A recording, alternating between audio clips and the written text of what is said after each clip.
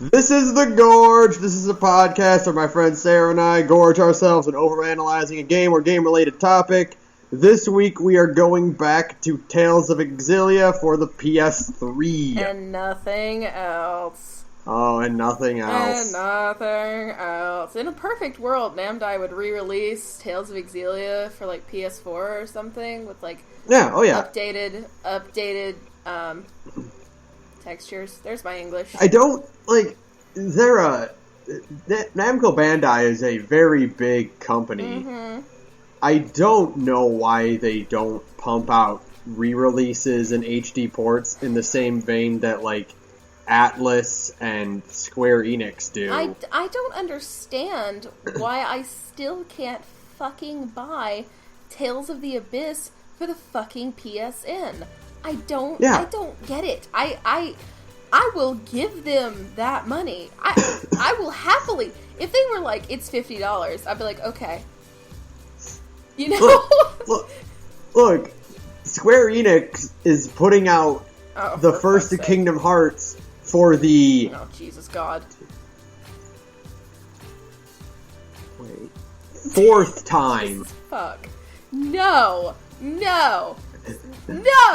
If we still can't... And we can't get a goddamn PSN port of Tales of the Abyss. With some decent fucking load times and a nice goddamn, like, HD. Even just upscale the graphics like an emulator does, yeah. You know what I mean? I'm not asking for much. Yeah. But we're not talking about that. No, we're going back to Tales of Xillia, because last time we talked a lot about the characters, and we didn't get to talk about the villains, who are my favorite villains. In the series? In Tales total. Yeah, I feel that. And we also didn't get to talk about Game of Thrones. Also known as the backstory to Tales of Xillia. Yeah. So, did you read the timeline? Like, while you were... Did you skim it over?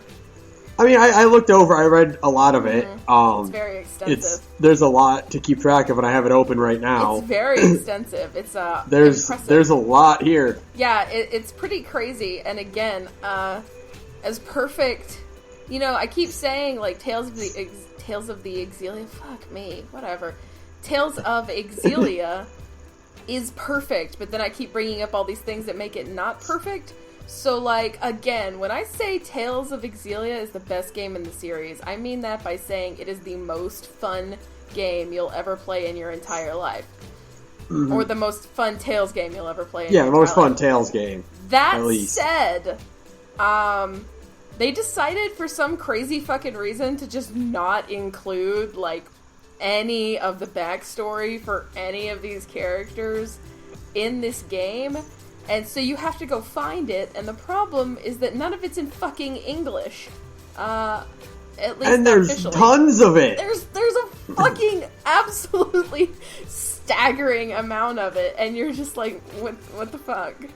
What the fuck? You just you pull back one layer, and then there's like 40 more down there, and suddenly you're like reading about old kings and the formation of Rashagal and pan-Rashagalism and da-da-da-da-da. And what? Backdoor politics and assassination attempts and blackmailing nobles for their sexuality. And it's fucking insane. I know, and there's still stuff that I feel like I probably don't know. And I pride myself on my dearth of Tales trivia, and even I'm like, well, I don't know everything. Fuck, Tales of Xillia is like 40 fucking books long just for the lore itself. Jesus God. I am only There's probably more lore than there is a game. Yes, there is. For sure. I can say that without even, like, a hesitation. There's more plot in the lore than there is in the actual game, which is just... what? So, crazy. Yeah, why isn't any of that? Where's my anime? That's what I want to know. Xillia is the only one that doesn't have some form of anime adaptation. Like, Vesperia got First Strike. Right. Symphonia got the not very good OVA, but they got one, damn it. Abyss got a not very good anime, but they got one, damn it. Graces didn't get anything, but that's because Graces was a piece of shit. No one cares about Graces. Graces is fun, but that's kind of all it is. You know, it's about as deep as a puddle. And Zestiria has an anime that's ongoing still, and it's really good. It's better than the actual plot of the game in pretty much every single way. Pretty much, yeah. It's just... we'll talk about that at some point, because we need to. Because the plot of the reworkings they've done to Zestiria in the anime are just, like... just mind-blowingly, just amazing. When we do our Zestiria cast... It won't be about the game. It'll probably be based on the anime more than it is based on the game. Yeah, because, like, I'll be honest, literally, I came to the conclusion, like, I have no desire to keep playing Zestiria. Yeah, it's not... Every time I think I want to... I saw a thread on, it was a thread on Reddit on the R Tales board, and it was basically, like, it was a thread about the complication of the weapon mechanics. Oh, fuck me, right? And, like, how no one actually understands what it's doing. I think everybody just kind of guesses and hopes for the best.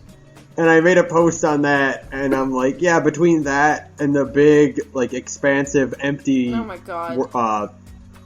Fields, and the fact that you run very slowly and it takes forever to get anywhere, I really don't know if I'll play this game anymore. And then it hit me like, wow, yeah, I really don't want to play this game anymore. And this is not the Zestiria bitch fest, but it is right now. Because, like, I don't hate Zestiria. I'm not crazy about Zestiria's battle system. It's like Grace's, but not quite as functional as Grace's. But I don't hate it. It does the job, and it's pretty fun. It's very fighting. It's even more fighting game than Xillia, somehow. But, like, that said, like...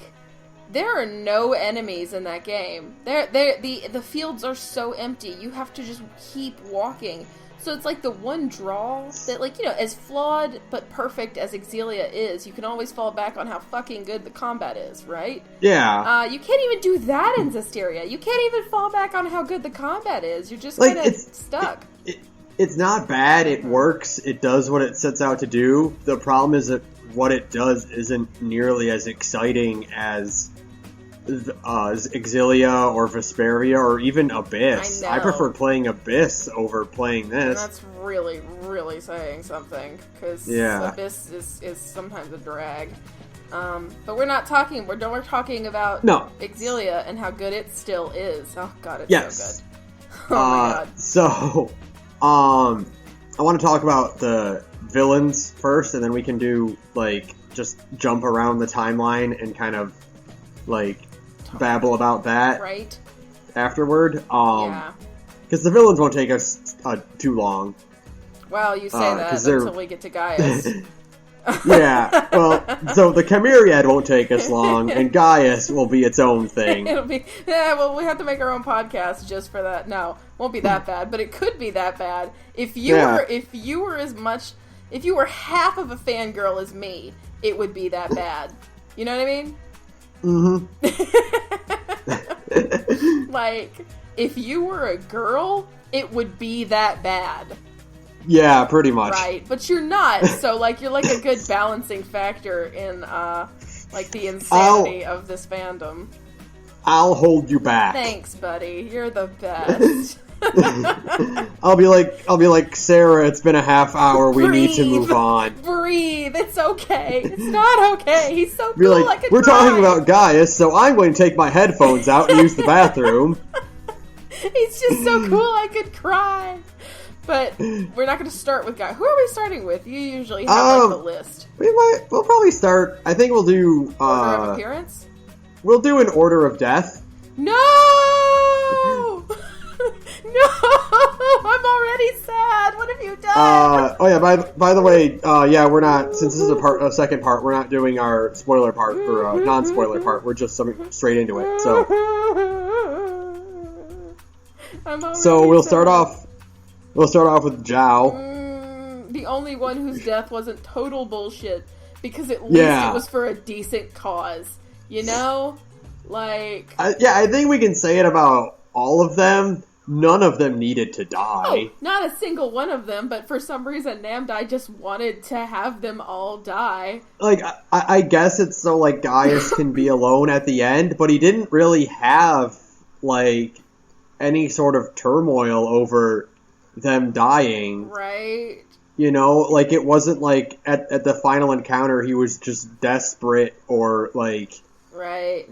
You know, in anguish over it. Like, they could have been alive and then just not been there at the end. Incapacitated in some way, but... Yeah. know, and we're not going to bring up how Xillia 2 handles it, because that's... That's for next week. I'm not drunk enough to handle how Xillia 2 handles the Chimeriad, but I will be next week. Yeah. But like, it's just one of those, like... I think Xillia has a really great story, and I think it hits, all of its beats really well. Right. I think that the Chimeriad's death was pointless, Total and bullshit. It only served to add an additional layer of shallow angst. Yeah. Like, all it accomplished was just shallow cry time. Yeah, I feel that for sure. I mean, like... I understand Zhao's. Yeah. Like, Zhao's was needed at that point to further drive in the point that, hey, what happened here is a fuck up. It's a huge fuck up, and... Like, it showed that, like, because we already had that part where, you know, Ivor fucked up. Oh, Ivor. But we needed that personal twist. Right. Of, like, yeah, this is a fuck up, and here's a character whose name you know dying. Yeah, and I guess it kind of helped establish, like, the strength of the Olympian army. And how strong Zhao is, that he can still fuck all these dudes up, and he's just a guy with a hammer, and they've got guns. You know? So, like, in that case, he was pretty fucking, like, that makes sense, because it's like, hey, the Olympian army can fuck this guy up, and you know, he's super strong, and so you realize... And we fought him, so we know how strong he is. So you realize, like, oh, well, shit's grim. Shit's pretty fucking grim in this case. So, like... Zhao, on the bullshit meter, Zhao's is pretty low. Like, it didn't need to happen, but I understand why it happened, right? Yeah. But it's the other three that are bullshit, pointless. God save me. We'll get there, but... yeah, but Zhao on his own is a fucking really cool... Like, I can say this about all of them, like... So, on the scale of villains, like, they all of the Chimeriad feel... basically like better versions of the God Generals. You're so right. Like, they're the only ones I can compare them to, because for one thing, who fucking knows anything about goddamn Symphonia's secondary villains? I mean, I know their The names. only thing I remember about Symphonia's, like, henchman villains, like its mini-boss squad, is Pronima's, Tex. Her awesome art names. Because... And I just remember them, like, the only thing that sticks out is the way she says it. Oh, yeah, because her voice acting is the best. Cool. Like... Agarazium! Like, they're cool names. Leonasium! I'm like, oh, that's so cool. It's the only thing that stands out about all of them. Literally the only good thing about Symphonia's mini-boss squad is the part where one of them dies.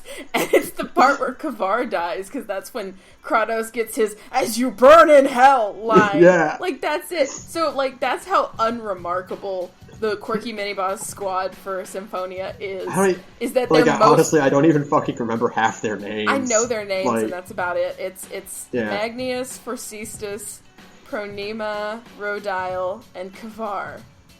And they're all dumb. That's pretty much all I can tell you. And then Vesperia just didn't have one. I mean, it had Jaeger, and Jaeger was the mini-boss squad. Was that really it? Was that just really Jaeger. it? I mean... It was kind of Q-More, but you didn't fight Q-More, ever. Yeah, did you fight... I guess, because you count, like, Schwann as part of the mini-boss squad? I don't know. I guess? Kinda. But, like, he's never really Schwann that much on screen, so he's really... Like, Schwann as a character isn't much of a character. You're there for Raven, right? Mm-hmm. So, like... Yeah. I don't know, man. I don't know. Yeah. So, like, the only comparison you have is they're, like, the God Generals, and Zhao is a is like a improved version of Largo. Of what? Largo? Yeah, Largo, because, you know, he's also he's also the father of one of your party members. Mm-hmm. And he's the big old dude. He's big and friendly, and he's voiced by a big-voiced dude. Yeah. Who, I know that it's Patrick Seitz is Zhao. I cannot remember right now who plays Largo, but... It's not Patrick Seitz. But they sound pretty damn similar. Yeah. But, and, you know, and, like...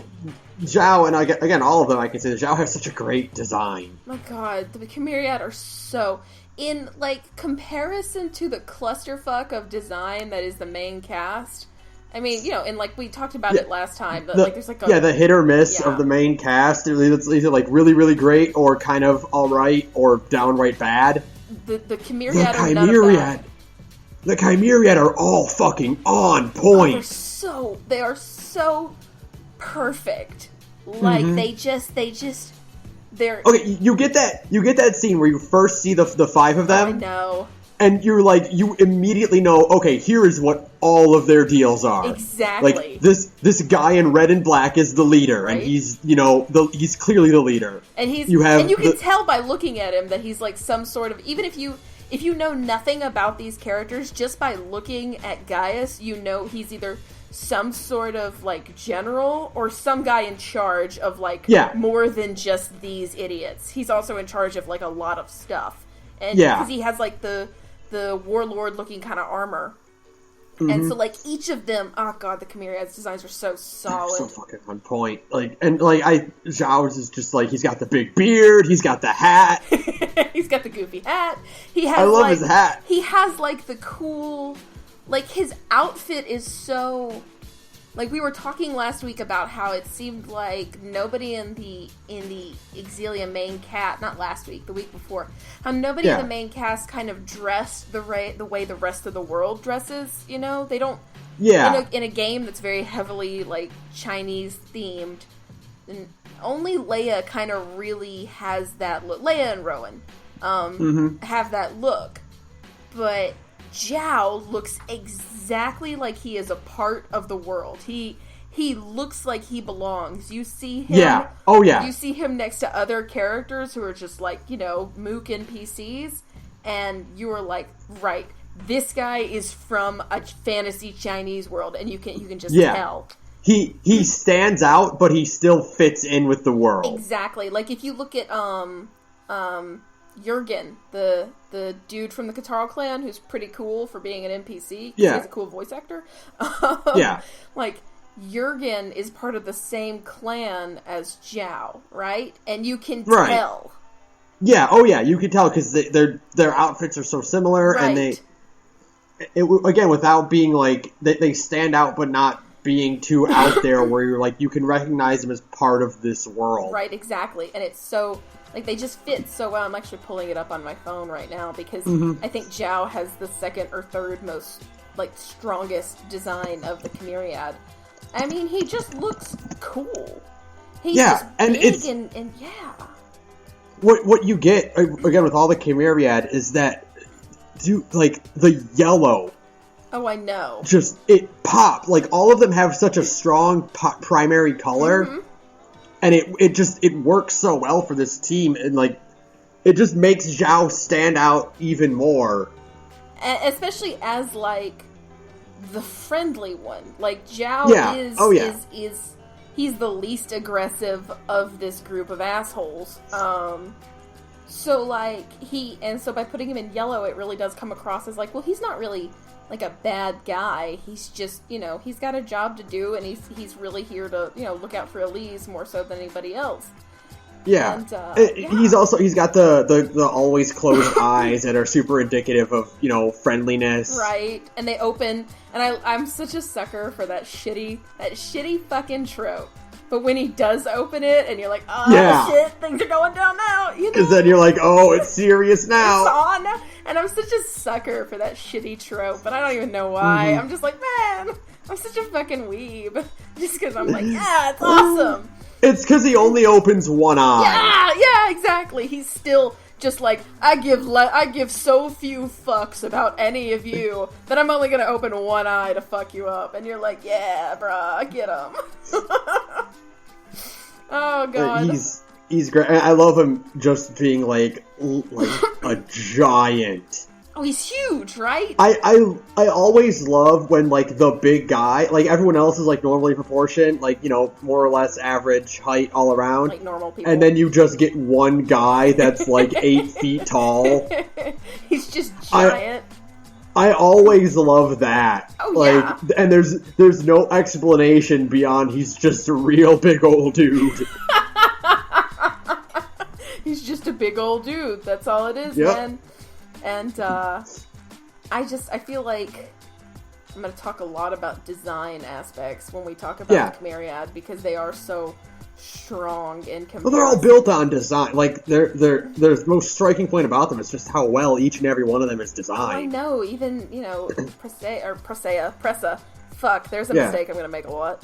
Pressa and her skimpy fishnet nightmare is still really cool looking, you know? Yeah. Like even if it is, you know, garbage, it's still, like, good garbage, which makes no sense. You can kind of say this about all of them. It's gratuitous. Oh, yeah.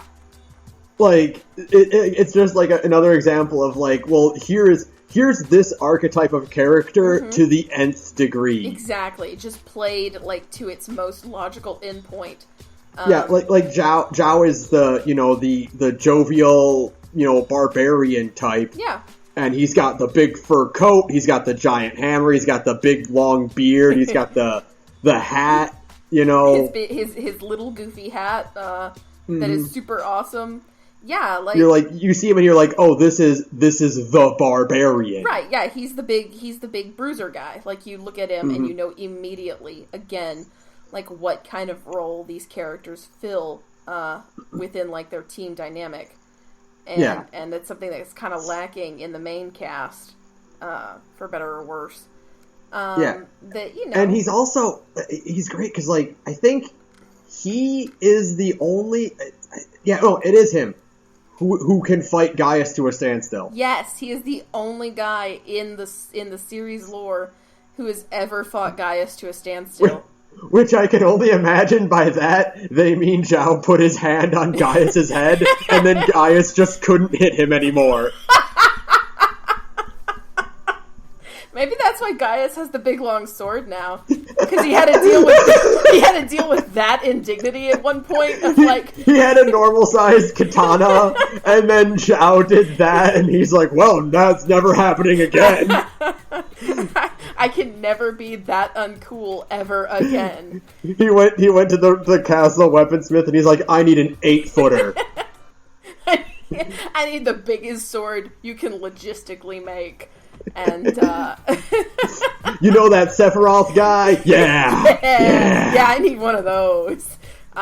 Amazing. That I'm okay. I'm totally on board with that. That also ties into one of my favorite things about Gaius, which is the same rule that you can have with Batman, which is it's infinitely funnier to imagine Gaius doing anything embarrassing. And yet, again, this is not Xillia 2, God, I fucking hate you, Boogaloo. And yet, he is so embarrassing in Xillia 2, and I hate it. I hate it. There's a difference between embarrassing and cringeworthy. Yeah, and that is pretty much all that we get. Oh, and we'll get to that. I'm not drunk enough to put up with this shit. But yeah, Zhao is just. And speaking of again, we're going with this. This is also us kind of talking about the lore a little bit in this. If you want to talk about some Game of Thrones fucking shit, Zhao is chock full of it. Zhao's fucking backstory, in which his tribe leader tried to assault sexually, his mother. And in the ensuing fight, Zhao killed his mom and the dude and had to, run for his life. Yeah, the timeline straight up says he left their bodies there and ran. Yeah, pretty much. So, again, it's oh, well, that's pretty, fucked up. Again, it's... Oh, that's fun. Yeah, that's great. It's like, oh... This game's rated T for teen. You know, for kids. Yeah. And it's like... the backstory you get with Zhao and Elise and her parents is so sweet, and I would give anything for, again, God, I would trade you, Benjamin. I would trade you, my dearest friend, for an Xillia backstory anime. Like, 26 episodes of nothing but backstory. Sorry, dude. Well, then you have no one to talk to about it, fucker. I'll just talk to the walls. Or honestly, I'd probably just be so excited that I would then die. So, you know, I probably wouldn't even make it to like the first episode. I would just be like, oh my god, backstory anime, and then I'd just drop dead. You know what I mean? And so, really, then you would win from the grave. You'd be like, ha, take that, fucker! Because I really want to see... Like, Zhao lived with Elise and her parents, and they were, like, all, like, happy friends, and then everything went fucking horrible, of course. And honestly, a lot of the backstory, if you read the timeline, also provided by Taleslations, the saints that they are, a lot of things are Alvin's fault. Yeah! Yeah! Which, I mean, like... Zhao, Elise's parents being killed is not Alvin's fault, but Zhao losing Elise for a while is Alvin's fault. Yeah. Yeah. A lot of things are Alvin's fault, and it's because Alvin's always up to some shit. But, you know, we'll talk about that when we talk about the lore more, because Jesus Christ. Yeah. So... Who's next? Who dies the next? I mean, that's kind of a tricky part because they both die at the same time. Who dies on screen first? I think it's Pressa. I think it's Pressa. Which one? I think it is Pressa who dies first. Because she falls and Leia catches Agria. Yeah, so technically the next one is Pressa. Okay, I think of all of the I've been waiting to say this. Of all of the Chimeriad's deaths, Pressa's is the most bullshit. And I know that Agria died in the same way, right? But honest to God, Agria died out of spite. Like, if Pressa had survived and Agria had still died, I would almost be okay with that scene, because Agria does that as, like, a final fuck you to Leia. Like, she's such a little fucked up troll gremlin child in her brain that she chooses to die. Pressa's death is just the most bullshit thing that's ever happened in video games ever. Pressa's is literally rocks fall, everyone dies. Yeah. She literally just falls off a cliff and then she's dead. For no reason. No reason except to give Alvin some more man pain. Like, we didn't already have enough of that. Like, it is total bullshit. Bullshit. I mean, like the biggest pile of bullshit in the game. For sure. I just... Like, without a doubt, like, the biggest flaw in this game's writing is, like, that exact scene. That single death. She doesn't even die at, like, the party's hands. She doesn't die in a sacrifice. She falls off a ledge and then she dies. Exactly. There's no, like... There's no resolution. There is no resolution. Through it. There's no, like... Oh my god, I have so many... the more I think about it, the more angry it makes me. Yeah. Because, again, Agria kind of chose to die, and Wingle was kind of doomed no matter what because of the weird science shit he did to himself. And Zhao had a noble death. Like, all three of them, as much as I hate that they died, and I still think the fact that they died is bullshit... They had some control over it. Yeah, they all had a reason, and like it was a previously explained reason for it happening, right? Yeah. And then we get to fucking Pressa, who I feel like they just forgot that Pressa needed some sort of like emotional resolution to her story arc, like some kind of conclusion. Yeah, it's really weird because I don't know. I just don't know what is going on in that scene. And I don't get it. It's very dumb. It's so... I don't get it for so many reasons, because, like, they really make it seem like her and Alvin are, like, actually working things out, even if Alvin did do that fucking thing where he shot somebody in the back and that somebody was a 15-year-old girl. Yeah, but it's... Yeah. You don't get any resolution, you don't get any, like, closure about it at all. And it's only compounded again in X2. We're gonna talk about that later. But like, it's because she doesn't deserve that. Because she was a very interesting character. She was an interesting character, and she was a fun character. And her and Alvin's relationship was complex in a way that most Tales games don't really try to be complex. Yeah. For one, Tales games usually kind of dance around the romance issue. Like the actual... These two are like straight up, they are exes, and they have a history behind them. They live together, and like, again, the timeline says like they actually did sleep together. Like, these are things that, like, most of the time Tales games kind of dance around, you know? Yeah, they're ambiguous about it, or they intentionally avoid the implication, but this one flat out states it in the lore. Yeah. That, yeah, they were an item, and they had an active relationship. And Alvin, you know, yet again, it's all Alvin's fault.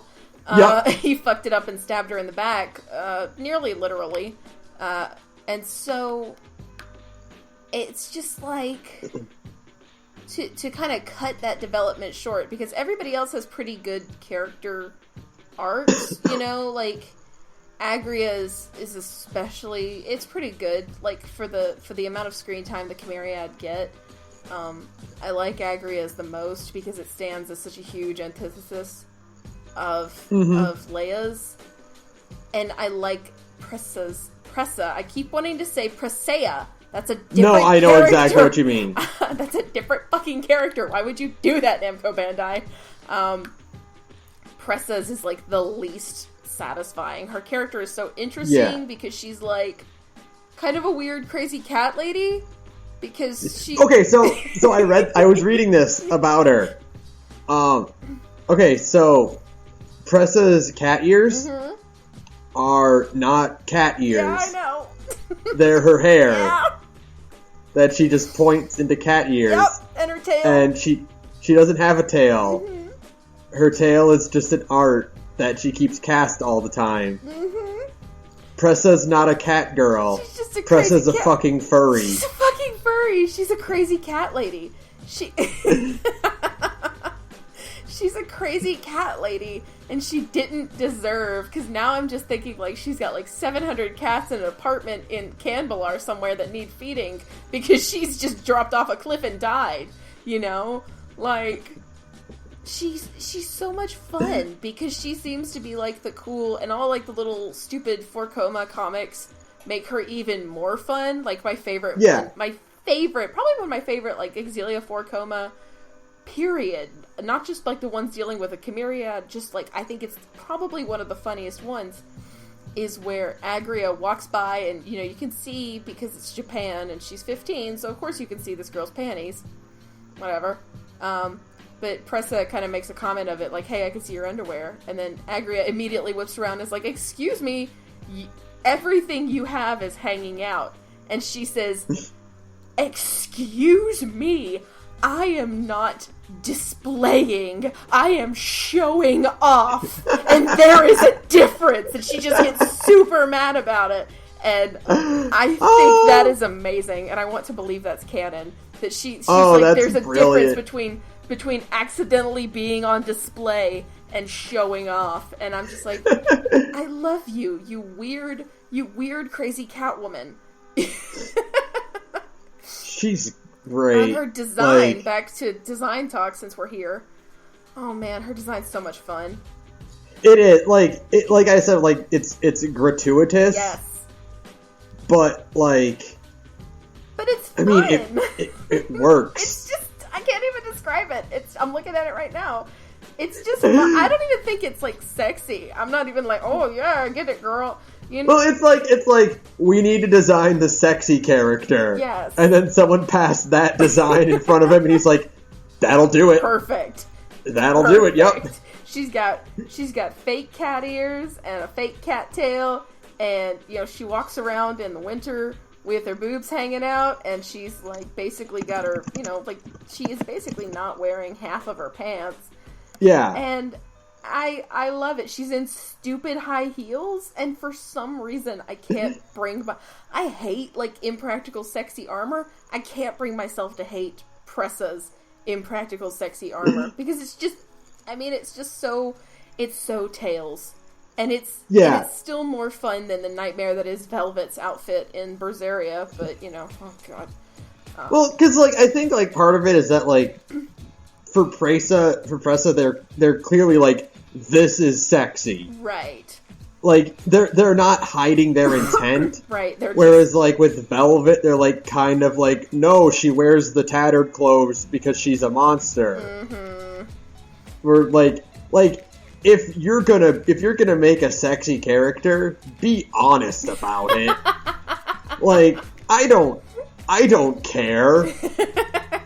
Right. But, you know, like, if you're gonna do it, then do it. But don't be like, no, there's a reason. Be like, no, we wanted some tits. Exactly. Like, and I'll be like, you know what? That's fair. You know, because you had Zavid running around in Zisteria literally without a shirt on, and they were pretty blatant. They're like, we just wanted to make a hot dude, you know? Yeah. Like, that's it. That is it. It kind of harkens back to, like, the whole thing with Quiet in Metal Gear Solid 5. Oh, I know. Where Kojima's like, no, there's a reason. And they're like, dude, you're Kojima. You can just be like, we wanted her to be sexy. Just say it. Just, if you know, honest, like, I wouldn't care. Like, you're the guy who had Raiden run around naked for, like, a third of the game. Okay, you know? Like, straight up buck naked. Covering his ding-dong while running around and doing crazy flips, like... Yeah. If you wanted to be like, yeah, we wanted Quiet to be in fishnets and a bikini because she's hot. Fine. Okay, you know. You sure, whatever. Fine, it's cool. Don't be like, no, there's actually a deep reason. Listen, the deep reason is deep in your pants, buddy.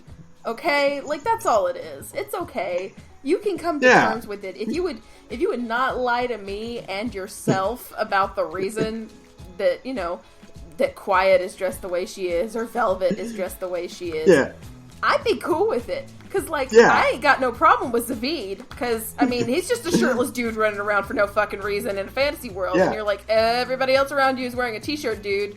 And it's, like, very blatant. They're just like, no, we just wanted to make a hot guy. Well, cool. Just say that for Velvet, too. Yeah. And they're honest about it with Pressa. They're just not... She's got that stupid fan service scene where she feels up Mila, and you're like, alright, okay. And you can totally just, like, you just accept it because you're like, it's part of the... It just comes with the package. Yeah, well, you know, that's the character she is. There you go. You immediately know. I honestly think that, like, Pressa's sexiness is better than Muse's. Yeah. Yeah, I feel it. Because Pressa's sexiness is like really fun because I can really, really easily imagine on her off day, Pressa is the frumpiest fucking mom you've ever met. Like yarn sweater, like ugly cat sweater, and like sweatpants. Mug of coffee and shitty romance novel. Yeah. 100%. Okay, wine mom, like 10,000%. Let's be real for a minute here. Yeah. Like, it's just kind of fun, and you can almost tell that she's just kind of doing it as like a front, and it's just she's just fun. I wish I feel like she was kind of cheated in the development section because so much of her development was revolving around Alvin. Which, again, makes sense because everybody has a character in the party that they kind of stand in opposition to. So, of course, her development was wrapped up in Alvin. But a lot of it seemed to be like, Al! Oh, Al! No, can we please get more, please? I want to see, like, why she likes him. Because sometimes I have a hard time seeing why I like Alvin. Okay? I mean, I like Alvin, but I have a hard time remembering why sometimes. Like, give me a scene where they interact in a nice way, where, like, he's, goofy and flirty ex-boyfriend kind of thing. Give me something, Xillia. Throw me a friggin' bone here. But she's still fun. I mean... She is. And she has really cool arts. And her mystic art's really cool, too. Because it's a giant water dragon. Speaking of fun, I think Agria is probably the funnest villain ever. This fucking cockroach. This little horrible gremlin cockroach child and her amazing voice actor. Oh my god. Has anybody in the history of well, I'm about to answer my own question. Has anybody in the history of video games ever had more fun? And the answer is yes, Todd Haberkorn as Sho Minamoto. But Agria is a close second. I don't think anybody has ever had more fun until Sho playing a character than Agria's voice actor, because she's just hysterical. I just I can't. Every time I think of Agria, all I think is her fucking backwards Boldo cockroach skitter. To escape the party in Fenmark? Yeah. Yes. Amazing. And I'm like, what the fuck are you? Like, what kind of horrible little monster child are you? She's like the anime Beavis and Butthead. She's just a fucking weirdo. And I mean, all of her lines are so funny, and like the line reading is so good because I mean her cackling, it's so on point. She's just like, she cackles and she changes voice tone like really, really on the fly, you know? Like 1 minute she'll be high pitched and the next she's like, "Oh, you're talking like this now?" And you're like, "Oh my god." And she draws out syllables. Yes! Oh man, she's so much fun, and I love her antagonizing Leia, despite the fact that I love Leia more than anybody in the world. I love her antagonizing Leia. Oh my god. Just the way they argue, and Xillia too. I'm so mad right now. Every time I think about it, I get more mad because they teased me with a friendship that would have been the most beautiful and sparkling thing on God's earth. With that friend, there would have been nothing more pure and perfect in the universe than an Agria and Leia friendship, like what we saw in Xillia 2. And they're like, whoops, never mind! They're like, nope, fuck you! I hate all of you. Fucking shit, I hate that fucking game. Because, again, you go back to great designs and fucking Agria's, like... I know. Like...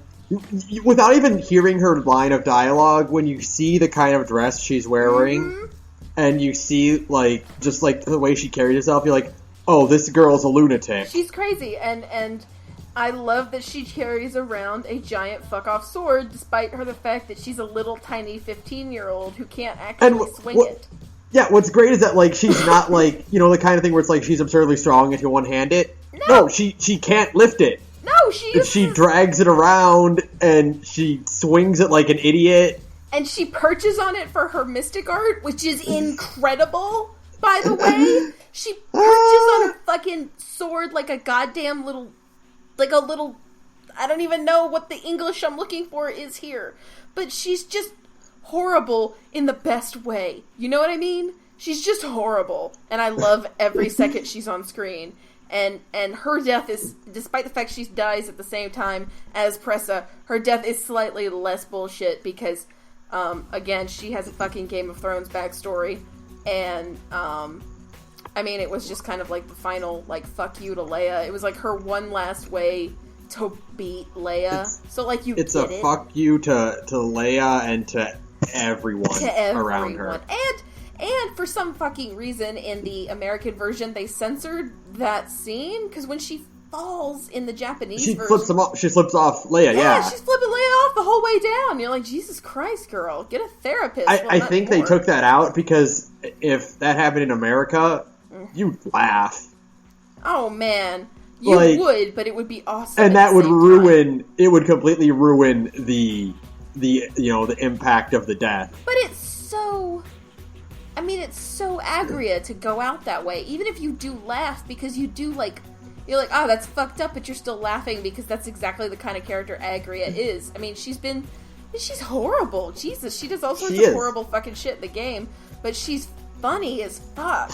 And so you kind of let it go. And it's like the same way for her to flip Leia off the whole way down is just, it's the most quintessentially Agria thing ever. And it is a shame that they did take it out because it was just so funny. I mean, but awesome at the same time. Like, yeah, if I was gonna fall off a cliff, that's exactly the way I'd go out too. Like, fuck all of you, I'm out, you know? Like, yeah, man. She's just like, I love that she even gets the crazy eyes. Yeah. And she still has, like, cute little freckles, which I dig. Yeah. But she's got, like, the crazy lunatic eyes and stuff, too. And just everything. I love that she just literally went on, like, a crazy murder spree and was burning down houses before she would join the Chimeriad, because she's a crazy person. That little girl loves fire. She fucking loves fire, and her mystic art cut in, because I'm looking at it right now, is really, really cool, and I do just adore the fact that she can't... I want to know, because I haven't been able to find a source for it anywhere. Where the fuck did she get this sword? Do you think it's just that's a good question. Like, everyone else's weapon, you can kind of figure out that they just got it, because, like, they need a weapon. Like, Agria's sword is really intricate. And you're right, it feels like she should have gotten it from somewhere. It feels like there's a story behind Agria's crazy fucking sword, because, like, otherwise, why does this girl cart around a huge-ass sword that she can't even use? Like, she uses it as a perch and as a cudgel, less than a sword. She uses it as a thing to cast with, but she doesn't really, like, use it like a sword. So, like, where did she get it? That's what I want to know. I want to know where Agria got her sword from. Because I want to believe it's something awesome, like her. She probably stole it from someone important. Probably. That sounds about right. After she killed them. After she burned them on fire. Burn them on fire? Fucking shit. I'm tired. I'm really tired. Yeah. After she lit them on fire, because she would. Yeah, that's the word. There's my English. Whatever. I don't care. The point is... This is a talking podcast. Did you know that you're supposed to talk in a podcast, Benjamin? I had no idea. Whatever. Agria, she's just fun. Whatever. Poor Agria. Yeah. Like, all the deaths are just so bullshit. I know. And, like, it really would have helped out fucking X2 if the Chimeriad were still around. If they were still kicking in some capacity. Jesus. Just to, instead of having to do... no, we're not doing it. We're not doing it. No, we're not. We'll cover that later. We're not doing it, okay? Because if we do, suddenly, this cast will turn into something completely different. It's like, well, we were talking about Xillia, but now we're talking about how much we fucking hate Xillia too. But we won't do it yet. We're going to talk about Wingle to distract me from the fact that I hate Xillia too. We've got to talk about the most obvious second-in-command, like, ever. Starscream, motherfucker. Like a more loyal Starscream. Well, no, like, Wingle, like, if you were to see a picture of Wingle, like, completely devoid of any context, you'd be like, oh, this guy is not in charge, but he's close to being in charge. He just has that look. He does. Yeah. He's got that second stringer look to him. He even has, like, the second string sword. Like, he doesn't have the cool sword. He's just got, like, the normal sword. Like... this Sasuke motherfucker. This Sasuke-looking piece of shit with his... who's named after a Pokemon. And turns into a weird fucking Super Saiyan. Whenever he gets I mad. love that, like, he's the only character in the game who does that. I know, right? And the fact like, that it's not a thing that, like, can happen, like, to other characters, or, like, it's not even something that Gaius has. He just has it. He just has it, and it's not even like other people with boosters, because that's why he can do it. And I guess it's because he has a booster. Like, fuck. Elise. Elise has this. I kept, like, trying to say Agrius. and like my mouth wouldn't form the words. You'll get it. Don't worry. It's okay. Yeah. Elise has the same exact booster. Right. Like, inside of her, but like, she can't go Super Saiyan. Right. Well, Tipo is her booster. Yeah. But still, like, it's just like, it's so weird. And like, he goes Super Saiyan so hard, he loses the ability to speak English? Sure. Look, fucking sure. Like, absolutely. And what's weird is, like, for one thing, no one questions it. The second, none of his dialogue is subtitled.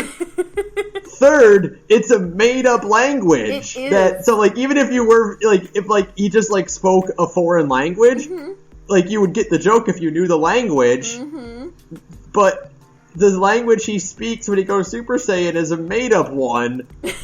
So you'd have to deliberately go out and learn that language to figure out what he's saying. Like, I just... Give me a minute. It's so weird.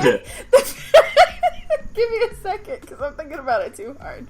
The best part of Xillia, like, bar none, one of the best. Now, just in general, I love in Xillia the fact that they have the opening battle skit where the face pops up in the corner and they kind of have, like, a little quickie dialogue between, like, two characters usually, or, like, one character.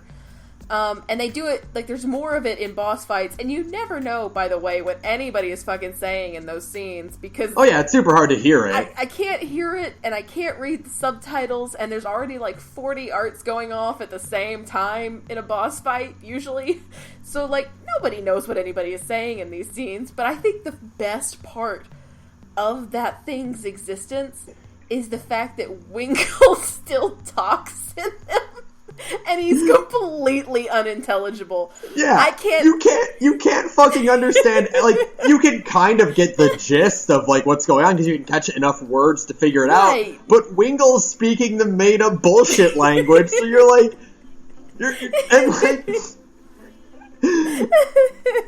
I'm just like, when that first happened, I'm like, oh god, they forgot to translate some dialogue. No, he's just speaking a weird, rando made-up bullshit. And the best part, and I guess props to the English translators, and I don't know why, but I'm like 95% sure they had to come up with a second version of Long Dao for the English version. So, and I need to go look it up on YouTube, and I'm probably wrong, but God, I feel like I'm right, is that they had a version of Long Dao that worked for Japanese, and then for some reason they changed it for English. Oh god! Into a second fake language. If I were on the translation staff for that, I would go lie down at the end of that meeting. Here, make up a new version of this fake language. I'd be like, I'm gonna go take a nap. And it just is so... I mean, he's just so ridiculous. But he's great. Oh, he is great. His design is super fucking cool. Oh, it's so fucking good. It's so fucking cool. Oh my god, it's so cool. I mean, I love his stupid bird half cape. Because oh, me too. Because it just definitely helps him look like a Pokemon even more. Yeah. Okay, so I just Googled him and like yeah, the second row, there's a picture of his face, of his head photoshopped over a Wingull. Yep. Yeah, Yeah. like, it's just right there. I mean, I don't understand. I don't get that name. I really don't. I don't get Wingull. Like, who thought that was... I love this character. I don't know who thought that name was cool. Wingull is one of the weirder names, yeah. One of the weirder Tales game names, because it's like... It's one of those names where it's like, it's too on point. Yeah. Like, oh, he has a bird theme. His name is Wingull. Wingull. It's kind of, you know, because like all of the different Chimeriad are supposed to represent a different part of the Chimera, right? Yeah. So like Zhao is the horn, and I think Agria is the stinger, which makes sense with her sword. Yeah. And Pressa is the Fang, and then Wingle is the Wing. Yeah. Which is like the least creative name ever. Everybody else's names are kind of like, it's Jow. Well, you don't know what Jow means, and Agria and Pressa I don't think they mean anything either. And then you get to Wingle. Like, boy, I wonder what part of the Chimera he represents. I don't know, man. It's crazy.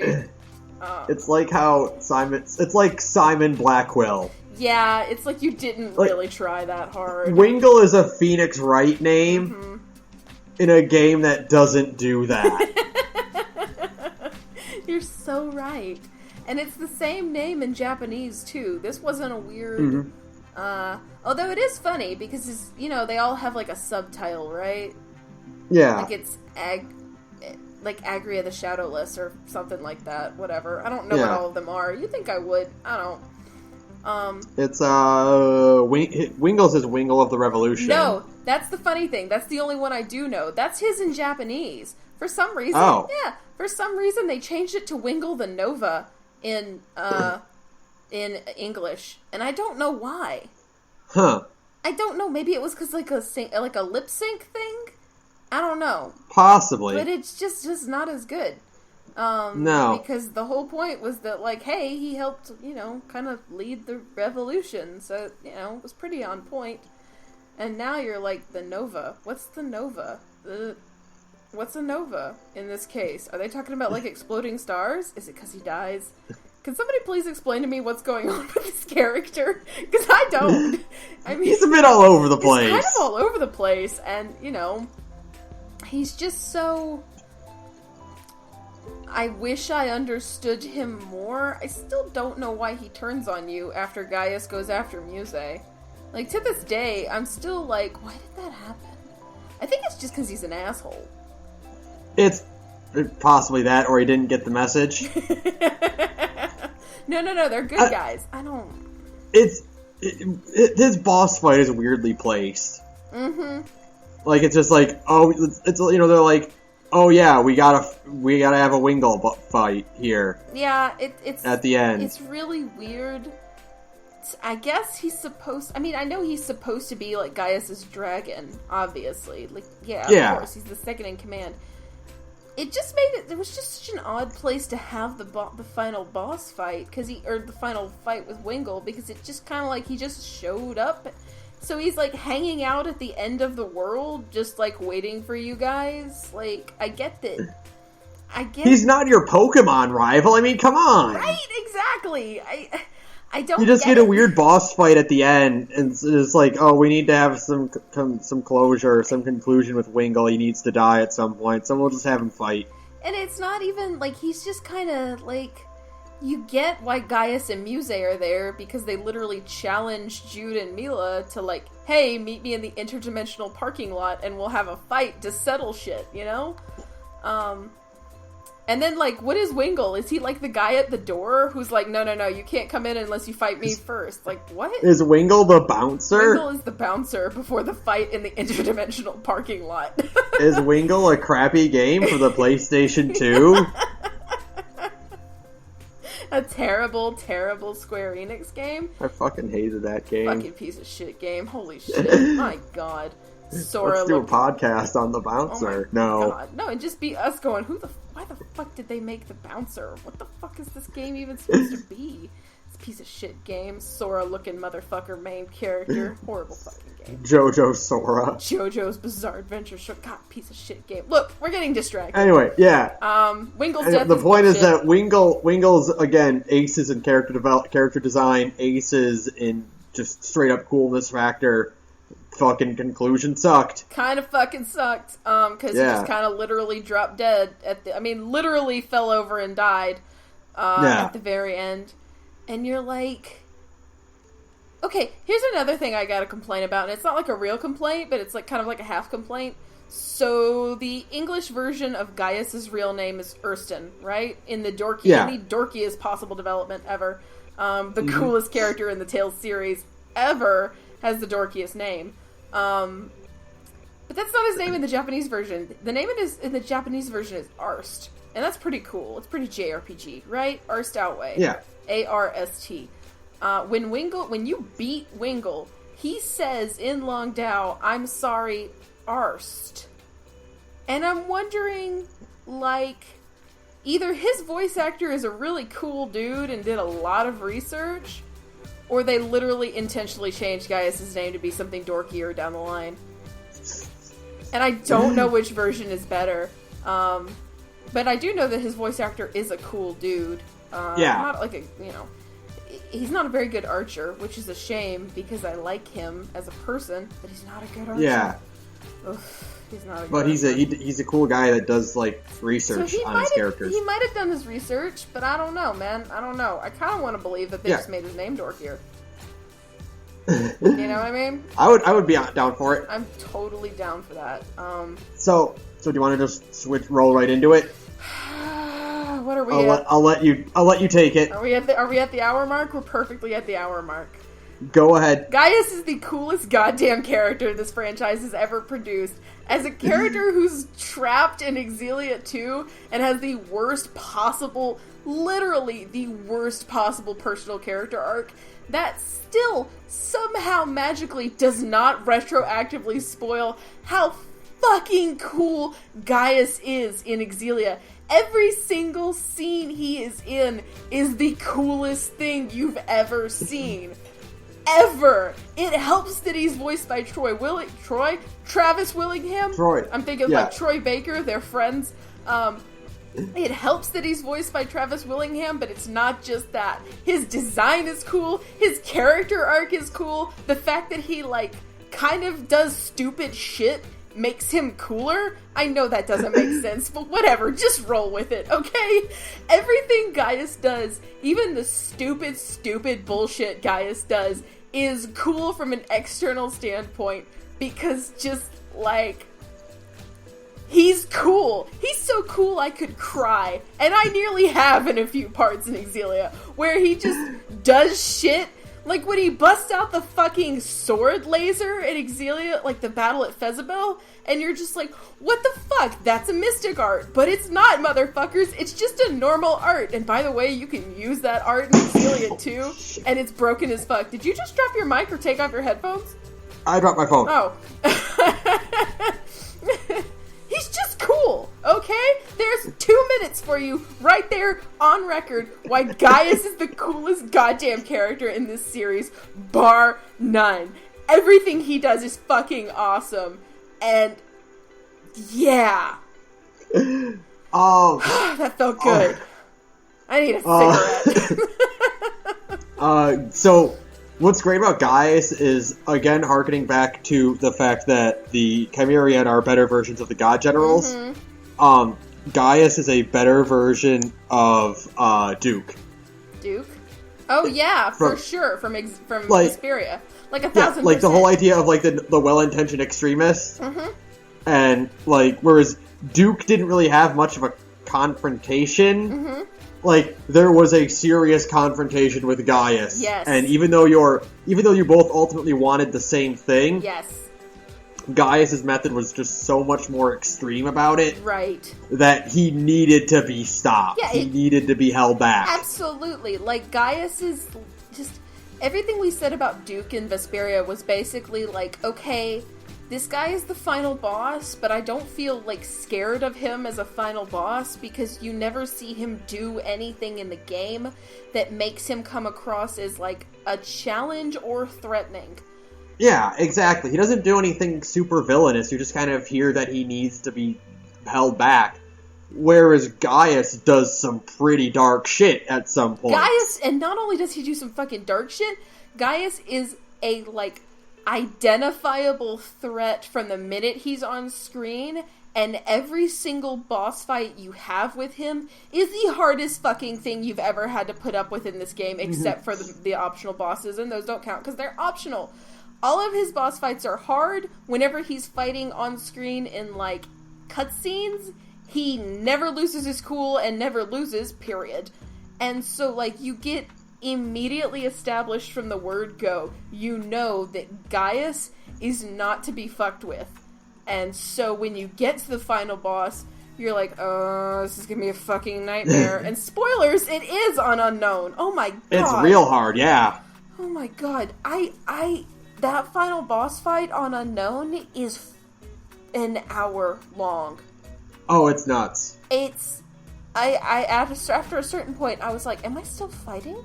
Am I still doing this? What the fuck is going on? Oh my god, it's not over yet. It was horrible and amazing. Yeah, Gaius is a better Duke because everything about his character is just like, it's there to establish that he's not a bad person, but he does bad shit. And, what he wants is on a larger scale. Like, he's thinking on, like, a Mila scale of things, and everybody else is thinking small thoughts. Yeah. And I am really, really glad that they did change his ultimate plan in the translation. Because in the Japanese version, his plan is to fucking murder everyone in Olympios. Right. Like, he's like, I'm gonna kill them all. Right. Whereas in the translation, they roll it back to he just wants to eliminate Spyrix. Right. Which will still cause some casualties and cause some bad things, but it's not straight up genocide. Right, it's not just like cackling evil bad guy. Yeah. And by doing that, it also, again, gives you more of that idealism of, like, you both want the same goal, you both want a compromise, and you want humans and spirits to be able to coexist like that. But his method is just so much more extreme that he needs to be stopped. Exactly. And it's so... You know, the game does a really good... When you get to Olympios, it shows you... It does actually a pretty good job of showing you that, like, Spyrix are bad with, like, a capital B, but you can't take them out of these people's lives because they are so important. Like, they're people's pacemakers, for God's sakes. Yeah, exactly. And so... It gives you a pretty identifiable reason for, like, why this guy has to be stopped. And, like, and why you've got to figure out a different method. Yeah, exactly. And so, you know, it's such a good turn from how they handled Duke, which was poorly. Which was, we needed a final boss. Oh crap, we killed off the real final we killed boss. off Alexei already. Yeah. I guess I could fight Duke at the end. Yeah, they could just use Duke. Sure, why not? And it is pretty cool. I do like a lot about Xillia. It's kind of like revolving villain door. Because, like, at first it's Noctigal, and then it's Gilland, and then at the end it's Gaius. But in the same time, no matter what's going on in the story, Gaius is always there in the background. Because, Gaius is always, like, a presence. Yeah, he's always there, and it's kind of always implied that this guy will be... He's, like, on another level from the other two. Like, he's not even on the same level as Maxwell, because he does kind of, you know, like, fucking baller. The scene is so cool. He just shows up and he's like, hey, you don't want to be God? Fine, I'll fucking do it. And you're like, this is awkward. Which is definitely one of the literally at one point in the game, Gaius is like, hey, I'm here to ruin everything. Right? Like, Maxwell's like, you know what, humans? You are right. I will help fix the thing. And then Gaius is like, no, I want to fix it my way. With a lot more violence. And it's amazing. I want to use my sword to fix it. I want to use my new magic boob sword because his sword comes from Muse's boobs. Yeah. Which is weird. And somebody clearly watched way too much Revolutionary Girl Utena when they came up with that idea. That's all I can think when I see it. I'm like, I've seen this anime. You know, we could talk about Muse, but we can talk about her next time, because that's where most of my ire towards Muse comes from. Yeah, I feel that. Muse as a character in Xillia 1 is pretty interesting. She should have been the final boss. I will go to my grave saying that Muse should have been the true final boss of Xillia, because I just didn't want her to roll over at the end of the game. I really wanted her to keep being crazy, because I really love female villains. Sorry, I wanted more of a confrontation with her. I think that, you know, maybe she should have gotten her ass kicked a little bit harder for all the murder she committed. That could have been helpful. Yeah, but it's like, I really, as much as I love Gaius, and you know I love Gaius because I actually have a poster of Gaius, I really did want her to be like, you know what? I don't need any of you idiots. Because I love female villains. The best part of my life was the moment in Ace Attorney 6 where Garan turns out to be, like, the evilest of all evil bitches. And I love Ragio Kiryuin. And I love Nebulim from Abyss. What I'm saying is I need more evil bitches, damn it! And I had a lot of my hopes riding on Muse, and in the end I was sorely disappointed. But whatever, we're still talking about Gaius a little bit, kinda. Yes. Because, I mean, he's just cool, goddammit. And, like, even his stupid fucking shirtless final boss outfit is awesome. What's great about his final boss, his Kamui? Yeah, his fucking Kamui, yeah. Yeah, speaking of Kill la Kill, yeah, his straight up fucking Kamui. Yeah. Is that, like, I read this about it on TV Tropes, like, okay, so, what's it, Mythos gets in a weird crab mech. Yeah, that I'll never understand. Van powers up using the 7th photon to become, like, Super Saiyan 4. Right. And, like, Duke turns into Angel. Right. Or something. I don't really know what's going on there, but yeah. Gaius just takes his shirt off. Like, Gaius's, like, second form isn't really a power-up. Like, he just kind of takes his shirt off, and then he, like, gets serious. It harkens back to my favorite fucking thing, and, like, Bleach turned into a dumpster fire. I know what you're about to say. But my favorite goddamn thing ever in Bleach is when everyone else busts out their crazy bankais, and everyone's sword transforms into a dark abyss, or, like, an ice palace. And then you get Kenpachi, and he's like, I will power up now. And then he just uses 2 hands on his sword. That's exactly what this is, and I knew you were going to say that. Fuck yeah, that part was so awesome. My favorite method of powering up... There's 2 methods I have that are my favorite of powering up. Mm-hmm. One is when a character is like, I'll take my limiter off. Right. And the second is, I am not left-handed. Yes! Yes! I'm so glad I made you watch that movie. Because you're right. That is the best trope. Where it's just like, I've been fucking with you this whole time, and I'm gonna hold my sword with both hands now. Yeah. Or, I'm gonna take my shirt off, because I guess, sure. Well, magic abs. Think about it. His big cloak, it's probably like Goku's weighted armor. Probably. Yeah, I feel it. God, I would have loved it if he fucking took the coat off and it did the Rock Lee explosion behind him. Fucking shit! That would have been fucking awesome. Which, again, speaking of anime that turned into a dumpster fire, the fucking Rock Lee dropping the weights is like one of the top 5 hypest anime moments ever. In the like 6 decades of anime's existence. It's fucking right up there. It's easily like number 4 or number 3 maybe, because it's just so good. And poor fucking Lee. We're not getting into that either, because goddamn. But yeah, I totally feel that, man. I love that. Sure, Gaius just took his shirt off because I am a fangirl. Yeah, 100%. Like, straight up, the biggest fangirl. I try to rein it in on the Gorge because I want to seem like a marginally functional human being. But make no mistake, ladies and gentlemen, I'm a big fucking fangirl. And when Gaius's power-up was just gonna take his shirt off, I was like, yep, this is the best. After this, game. I've got to remember to show you.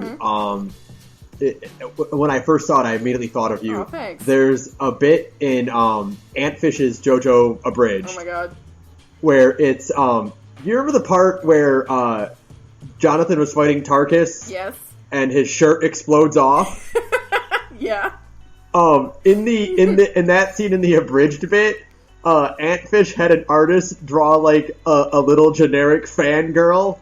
Yes. peek out from behind a corner and just, like, heart eyes ogle him for a while. That is me. 1,000%. And when I saw that, I'm like, oh, that's Sara. Yeah, thanks. I'm so glad you thought of me in that moment, because it's the fucking truth. And I can't keep my power level contained much longer when it comes to my favorite fucking Tails character. Because Gaius' power-up was just him taking his shirt off, and it was the greatest moment in the Tails series ever. Period. Don't dispute this with me. Because, yeah, it's just awesome. And it's a great costume, too. I mean, it's weird. Oh, it's super cool looking. It's weird that he's not wearing a shirt, but I mean, it's just a really cool looking costume. It's very regal. Yeah. You know, it's a very, like, yes, I am a king, and I'm here to fuck your shit up. Cool costume for, like, sure. Yeah. And speaking of design, Gaius... Oh, dude, like... Oh, man. Because, like, fucking, like, stellar. Like, a fucking plus. So fucking... Because, like, what blows my mind is, like, one of my least favorite designs of Xillia is Mila's, right? I don't like it. Yeah. It's just not very good. It's just really... None of it makes any sense. That is the same... Okay, so Mutsumi Inomata is one of the major designers for Xillia. It's Fujishina, Inomata, and Okudera, right? Inomata is the one who designed Rowan and Leia and Mila, and Mila's is pretty freaking weak, and, you know, Leia's is weird, and Rowan's is really good. Yeah. Inomata is responsible for Gaius's design. Fucking crushed it! Fucking destroyed it! It is so good, like... And I mean, first, right off the bat, you know, red and black, okay, it's whatever, shimmy. like, everyone, you know, it's, you know, edgy, hardcore, whatever, but, like, for Gaius, it fucking works. It's just like, so I can't cool. imagine him in any other color. It honestly, though, his Evangelion color scheme in Xillia 2 is pretty cool. It is, but like, it's still not the same level of cool. Mm-hmm. Like, cause like if you were to see the two of them side by side and like devoid of context, you would know that red and black is his player one outfit. Right, exactly, and green and purple is the secondary, you know, player two. Yeah. Because, like, man, the default costume is just so cool. It just works so well, and it's so, again, with everybody else in the Chimeriad's designs, they look like they belong in a fantasy China, whereas the main cast does not, except for Rowan. He just looks like, that guy is a king of a fantasy Chinese country. Yeah, 100%. And because of it, it's just so... I mean, it's just so solid. I'm looking at it right now, and I'm just like, dang, it is so good. Like, I don't understand how Inomata did it, because, again, she's not that good of a designer. I mean, I'm not, like, a huge Inomata fan. Like, a lot of her stuff is not good, you know? She's responsible for Mikleo, and I hate Mikleo's design. Yeah. You know? I like Mikleo more than I thought I would, but his design's not good. No. And yet somehow she managed to bang this out, and good on you for making the best design of the game. Oh, it's great. Like, it's just cool, and it has such a good presence, and it's you can tell that it's a king, but it's not like an overly fancy king, like Noctigal's. Yeah. Like, Noctigal's design helps kind of portray the kind of king he is, which is, like, kind of the arrogant, overly, like, not militaristic, because that's really where Gaius leans. I'm trying to think. Very regal and very fancy, you know? Mm-hmm. Yeah, exactly. And then Gaius is very, you can tell, like, he's an important person, but you could guess, like, a general or something. He isn't trying to be, like, a fancy king. You can tell where their priorities lie. Yes. Like, Gaius is a leader through conquest. Right. And Noctigal is a leader through, like, opulence. Right. And, like, showing off. Exactly. And you can kind of tell just, like, the kind of king they are in those two designs, and it's really well done. Because of, you know, you have this idea that Gaius is, you know, he is like a king of, like, the people. And actually Alvin, they make a point to have Alvin pointed out in the game that, like, the castle at Canbelar is really humble in comparison to the castle in Fenmont. Yeah, it's all it's all smaller. stonework and it's a lot smaller than the castle in Fenmont, and so like they make a point of it to not be to be like more like the ideal king with quotation marks. Yeah. And so you kind of get that idea too that the outfit that Gaius has is not like a regal king; it's like a hit the ground running, get to work kind of king outfit. Yeah. Whereas Noctigal's is a guy who never gets his hands dirty. Mm-hmm. I think it's great, man. It's a great design. Jesus God, such a good design. Yeah. Such good design just in the bad guy squad. Mm-hmm. In comparison to the good guy squad. We should have had that level of awesome design for the good guys too. Are we gonna talk? We probably spend. Uh-huh. We got a little bit of time left. Yeah. Are we gonna talk about Muse at all, or we want to just kind of talk about the lore? I want to save her for next week because a lot of what I say about Muse will be X2 related. Yeah, I feel that. Okay. Yeah, I got that. And and like the rest of the villains aren't quite worth diving into. Yeah. Besides the fact that Gillen looks like a GameCube era Pokemon villain. You are so right, my friend.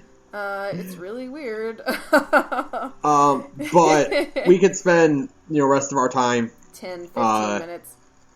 Yeah, talking about holy shit, look at all this lore. Oh my god, why can't I hold all this Xillia lore? Why is it so good? Why isn't it in the game? Where's my anime?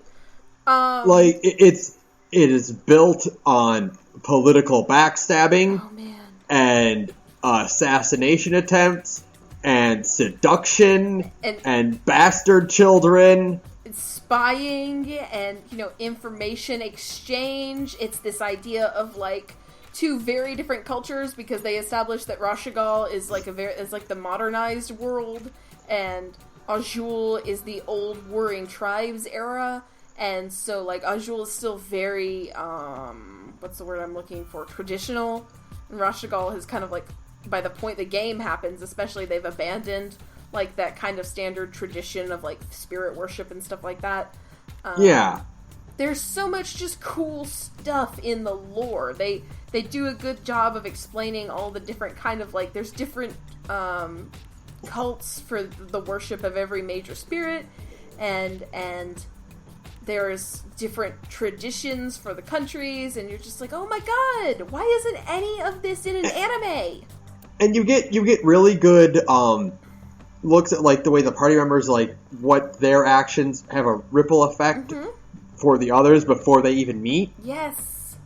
They're very different, they're very distant connections, but you can still see the chains. Yeah, absolutely. Alvin's backstory especially, Jesus Christ. Yeah, Alvin's ties into a lot of things, and then on the flip side, there is one point where I'm just like, oh, for God's sake. What?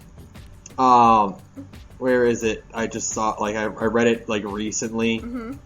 There is a point where, it's revealed that Mila babysat baby Jude and Leia. Oh, yeah! Oh, wait, and Leia? No, it was just Jude. Oh, was it just Jude? I thought it was both of them. It's not quite as stupid as the timeline makes. It's actually a pretty interesting little story. And they kind of mention it in the game, and you don't get the full story, at least I don't think you do, in the game, because again, you gotta go look at the fucking external material.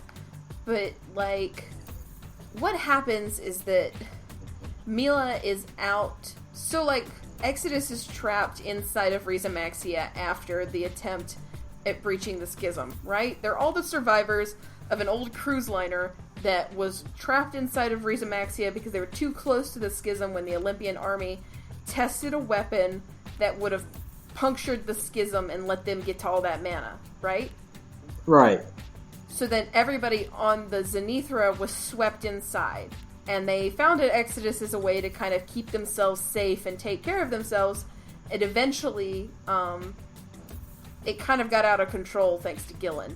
And so, at one point, Gillen takes a calculated risk and sends a message using a Spyrix on board the Zenithra, sends it through the schism to try and contact the Olympian army to let them know they're alive and to await further instruction because they're going to try and find a way to puncture the schism. When they do that, Mila can automatically sense through the Four the use of any Spyrix in the world. She can track it down and she can destroy it because she can sense the death of spirits because she's the Lord of Spirits. So she senses it and she immediately goes there and she lets the Four look for them. Like, she lets the Four look for Exodus's base on the mainland, not the Zenithra. And so while she's waiting, she hangs out. She doesn't even realize it. She's hanging out with a bunch of kids who are like the children of members of Exodus. And you know how she has that necklace she gives Jude in the game, and it's from a bead she got from playing with some human children? Oh. There's that really, you know, when she gets her leg fucked up and she gives Jude that necklace, she says, I got the bead from human children. The bead comes from those kids who are Olympian children.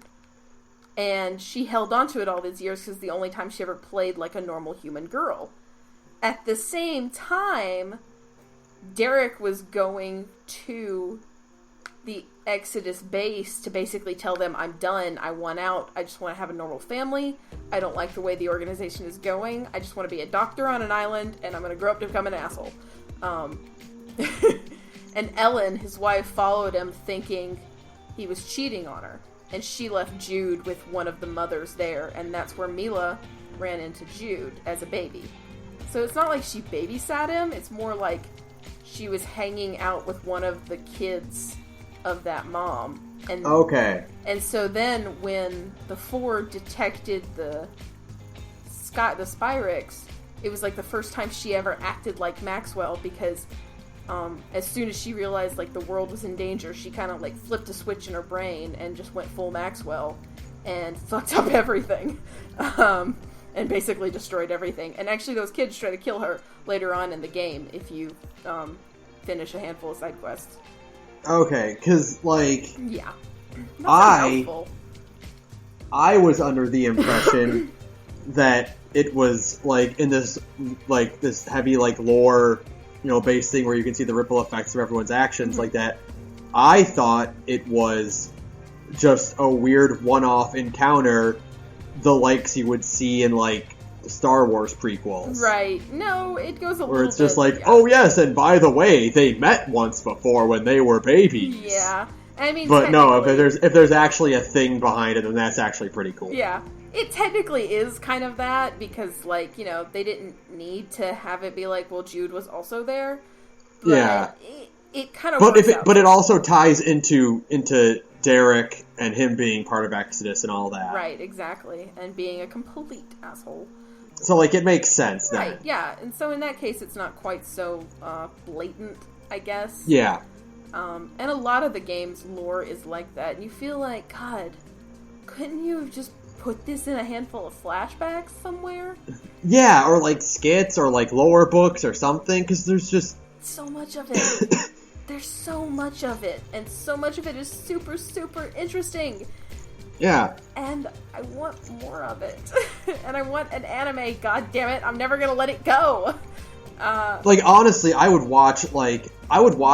I don't say this about a lot of things, because I think, for the most part, I think that, like, prequels are generally, like, useless. Like, especially if they're just going to be, like, a weird... Like, I liked First Strike a lot. Right. First Strike didn't do anything for Vesperia. Right, yeah. Like, it didn't tell us anything new. It was all stuff we already kind of knew happened. Right.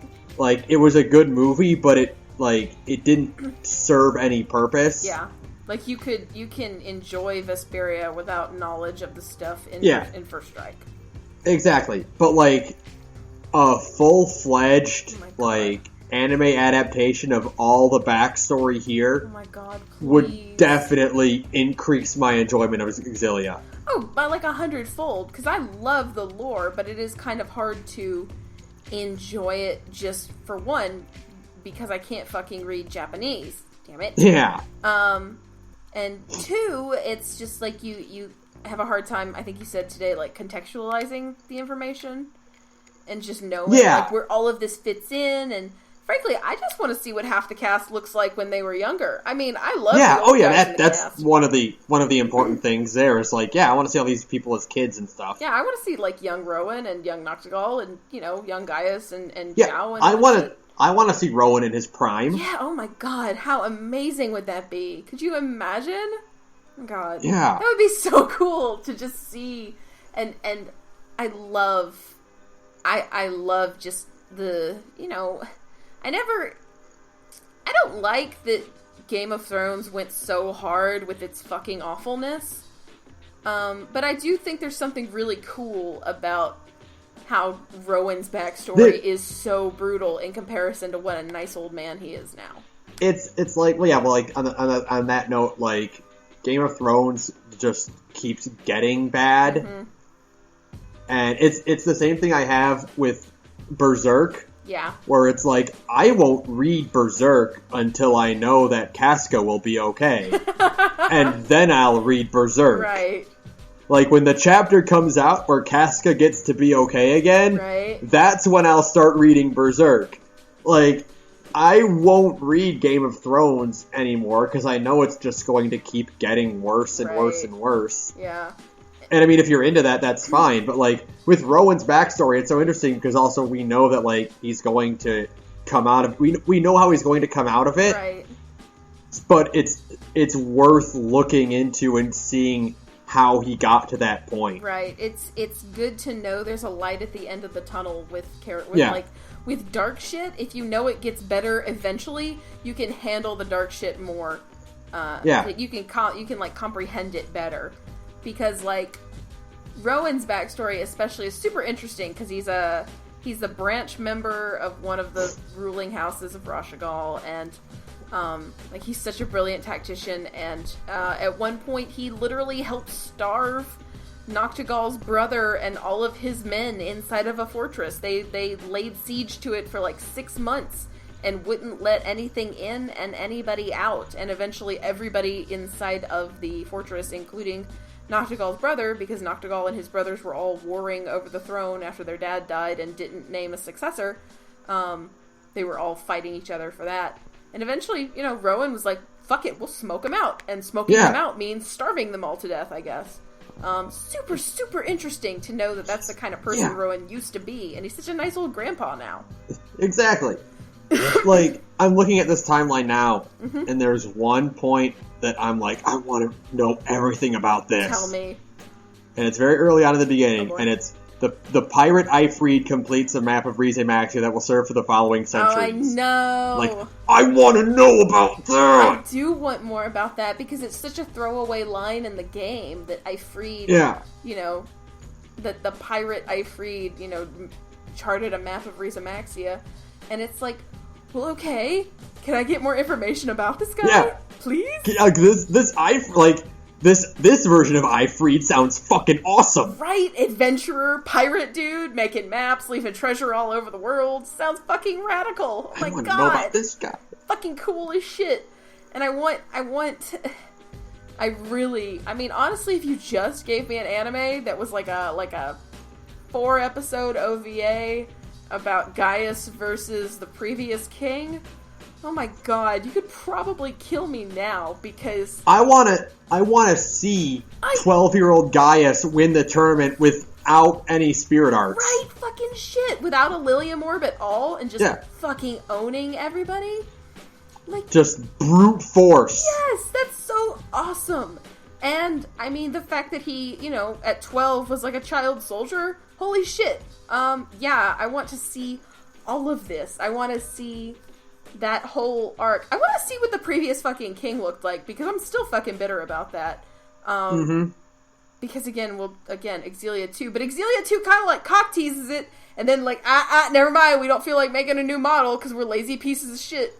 And so we never get to see the dude, and I'm like, oh, you bastards. Because it would have been fucking awesome. I just want to know more about that whole time period. Like, I would even be happy with just, like, a manga or anything like that. Oh, or I just want to see some artwork about this. There's, like, a handful of pictures, because, like, a lot of this information comes from, like a light novel. Like, a lot of, like, Wingle's backstory is from a light novel that's a bunch of little things, I think. I've seen scans of it. So you get to see, like, a young Wingle, but, like, that's it. And, like... I know. I love Wingle, but I'm not here in backstory hell for Wingle, guys. There's characters I care about a whole lot more. So... It's... You know, that all being said, I guess, like, the final, like, kind of like a finality of it, reading this timeline, and I've always thought about this. There is something that's, like, kind of appealing and cool about reading a timeline like this, like, presented in this kind of clinical, default tone. Right.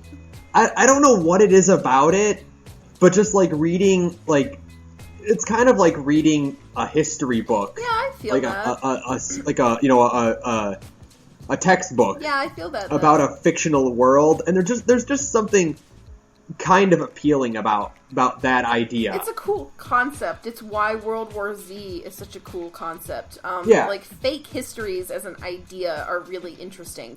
Like, again, I brought it up earlier, but, like, Metal Gear Solid 5 ends with exactly this, a full timeline of the entirety of the series. Yeah. From, starting from 3 to 4. Or starting from before 3 to the end of 4. Yeah, 4. And just seeing all of these events presented in that way there's something something really cool about it. And, like, the fact that this timeline here on the Taleslations, the last part is beginning of the game. I know, that is pretty cool, right? There's just something, like, I don't know what it is about that, but something just, like, there's something really, like, kind of exciting about just that phrase, because it's kind of like, well, you're about to, like, play the next part of, like, a history book, in a way. Yeah. Like, everything before that is like the history you would know if you were part of the world, and everything after it is like you get to do the next part of a timeline, basically. Yeah. And then Xillia 2 comes along and fucks everything up. Yeah. But that all being said, like, yeah, I would totally fucking love to see all this played out in real time with an adaptation. God, I'd take a manga. You're right. I'd take fucking manga, dude. I don't need an anime. I just need somebody to sit down and write me, like, 3 or 4 volumes of cool shit, and I'd be content. Yeah, exactly. But don't get me fucking wrong. If I could get more UFO anime for Tales, yeah, I'd take it. Yeah, 100%. I'd take another UFO table animation. Yeah, without a fucking doubt, because they are the best thing that's ever happened to the series. Holy shit. How do you like your fucking budget? God, Xillia is really good, dude. It's really, really fucking good. Even with all its fucking flaws, Xillia is really fucking good. So yeah, and then we'll talk about less good things. So I hope you guys enjoyed us being, like, really excited for the past, like, 3 or 4 podcasts. Because next week, we've already done a bummer cast or 2. We did one for Infinite, and, like, that one was pretty bad. Nothing in comparison to what's coming. We've made it. We've mentioned it a lot. I want to make it very clear right now, right here and now. I absolutely fucking hate X2. I fucking despise Xillia 2 in a way that I have never hated. I've played bad games. I hate Xillia more than the worst game I've ever played. And I couldn't even tell you what it is. But I hate Xillia that much. I think,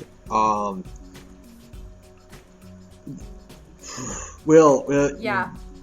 I've been thinking about exactly what I want to say about this for weeks now. Oh, I'm gonna try to, over the break, try to play it and see how far I can get before I just go throw up. I found a pretty solid playthrough of it. Oh, good. In half-hour chunks. I'm going to put it on 1.5 speed. Everybody gets chipmunk voices. Yeah. Because here's the thing, is like, I want to be fair. Mm-hmm. I want to be completely fair about this. Right. And I'm going to say this at the beginning of next week as well, but I'm going to say it now here as well. During our hate cast, mm-hmm. if I get something wrong, or if there's an explanation that I'm not getting, right, fucking email us, please. Okay? Oh, please, like, let us know. Yes, because I do not. I want to be justified in hating this game, and if I'm getting something wrong, I will own up to it, mm-hmm. and I will be glad to change my opinion of this. Absolutely, but it stands, as it stands right now, I fucking hate X2. I'm so ready to just get it all out, though. You know, it's gonna be great. It's like throwing up after getting sick. You know, just get it all out of your system. Okay, but before we go, we do have one letter. Oh yeah, look at us being all cool. If you wanna tell us about Xillia or any other game we've played, or talked about, or games you want us to talk about, you can email us at thegorgepodcast.bsky.social. You can tweet at us at yes. The Gorge Podcast on Twitter, because we'll take those too. We love them. Yep. This one comes from Raphael, and I'm hoping it's tongue-in-cheek. Oh boy. Because it says, "Never trusted Elise.